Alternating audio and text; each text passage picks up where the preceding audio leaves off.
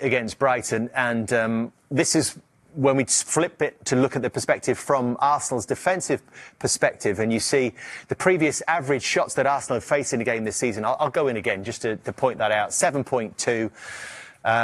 Aston Villa at the weekend had 15 shots against Arsenal, triple the amount of shots on target faced, big chances faced. The average for Arsenal, which is miraculous anyway, 0.7. Now leaping as high as 5 in that Aston Villa game, way above the previous high that Arsenal had faced this season. And this bottom line I'll draw your attention to as well. Opposition touches in the box. Previous average for Arsenal, 14.1. The previous high, 36. Aston Villa managed 43. How did they do this, Jamie? Well, listen, it was a fantastic... Listen, it was a brilliant game by two top teams. But what I want to say before we start the clip is Arsenal supporters and the players will be devastated, disappointed, I get that. But they were without the best centre-back partnership in the league, and I think it cost them. And I'm going to look especially at the battle between Nketiah and Ollie Watkins. So when we just run this on now, and just look straight away, you can see them together. Big, powerful centre-forward. There's always already physical contact, right? Coming together.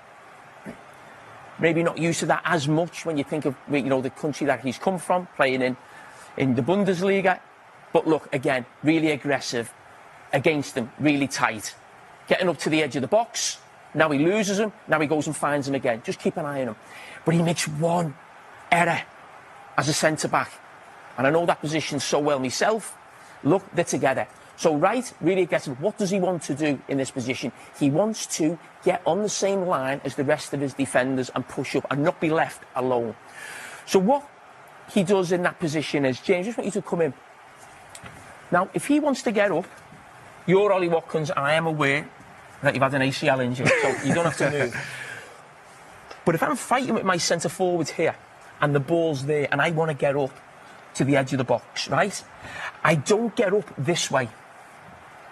Because when I get there, Ollie Watkins is that side of the ball, OK? When I push up and I'm fighting, if I'm going to get up and try and leave him offside, I've got to get up in front of him, in there.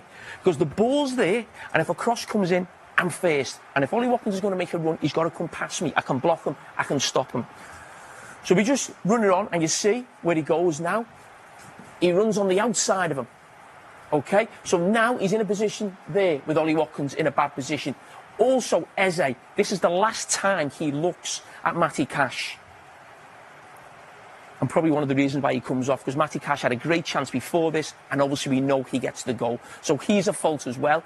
But I think if Nketiah is in a better position, the other side of Ollie Watkins, when I think it's Pau Torres on the ball with that far side, he sees Ollie Watkins, and Ollie Watkins then makes that run. If he's the other side, maybe he can get to that ball first. Stops, comes in, great finish, and you see Eze there, head in his hands, he knows a mistake, hence why he was brought off at half-time. Again, I go back to the centre-backs. Now, we can't get the full clip in because it's so long, the distance. This is not Emi Martinez with the ball on the edge of the box. This is a goal kick, I can assure you. So look at the distance from Emi Martinez when that ball's kicked to where that line is here. So Nketiah, he's actually deeper again than the rest of the back four. 78 yards from that 6-yard box to do that. There's no way Gabriel and Saliba would be that deep. I think they'd be 10, 15 yards higher. It may be a bit of tiredness as well, especially when you see his reaction to the second ball. So the ball comes in. It's actually Ben White who goes to head it. That's where the centre-back should be. Oxham now, he's got a cover. And when you talk about tiredness, your touch goes, look, poor touch, another poor touch under his feet, then knocks it out to play. Listen, he's a good player, we know that, but 3 games in a week as well. But the quality from Villa, the quick throwing as well, James. Yeah, you're looking at the defensive aspect. I'm more looking at the little small moments of quality within it. Jaden's feet initially, I know it gets cleared, but even just Yuri's composure there, Yuri Tielemans, who again, you talk about tired play, this is right at the depth of the game, and a player who doesn't ever miss a minute for Villa. Just that little moment of quality in there. It obviously becomes a little bit scrappy when it goes into the box, but really happy for Emi Buendia as well, a lad who was at Norwich and has also had a big knee injury, so to see him put the winner away in a second was, yeah, it was good to see. I mean, the big thing for me late in this game, there's 2 things actually. Villa getting the goal, 7 players in the box. I think, what was it, 94, 95 they got the goal, I'm not sure exactly when it was. but that's really going for it, almost leaving themselves a little bit vulnerable behind. But this as well, the reaction from the Arsenal players, yes, it hurts to concede a last-minute goal, but almost reminded me, do you remember Sami Khedira in the 1999 Champions League final against Man United? Lost the Champions League final, punching the ground. Yes, it's a big blow, but it almost feels like some of the Arsenal players feel like they've lost the cup final. That almost feels like that reaction, not a Premier League game.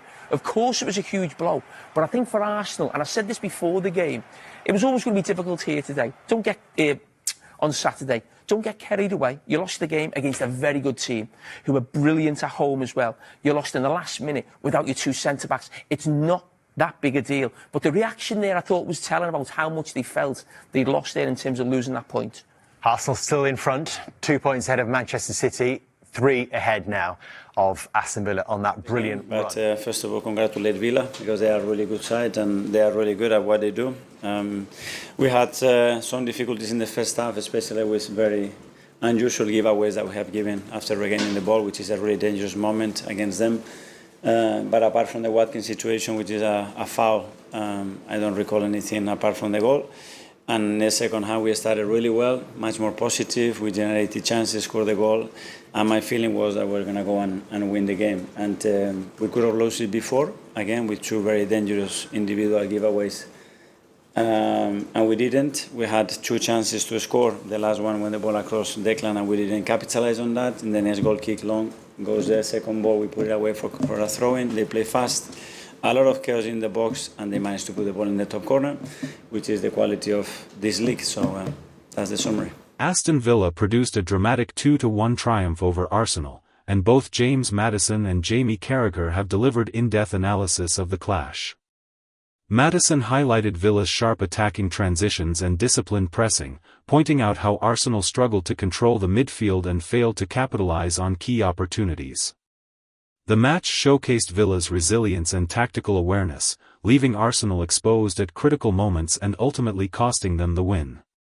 Arsenal manager Mikel Arteta reacted post-match, acknowledging his team's mistakes while stressing the need to learn and bounce back quickly. Carragher added his perspective, criticizing Arsenal's lack of composure in the decisive stages and praising Villa for seizing the initiative. Together, their insights paint a picture of a game defined by Villa's determination and Arsenal's missed chances, emphasizing the lessons the Gunners must take forward in their title challenge.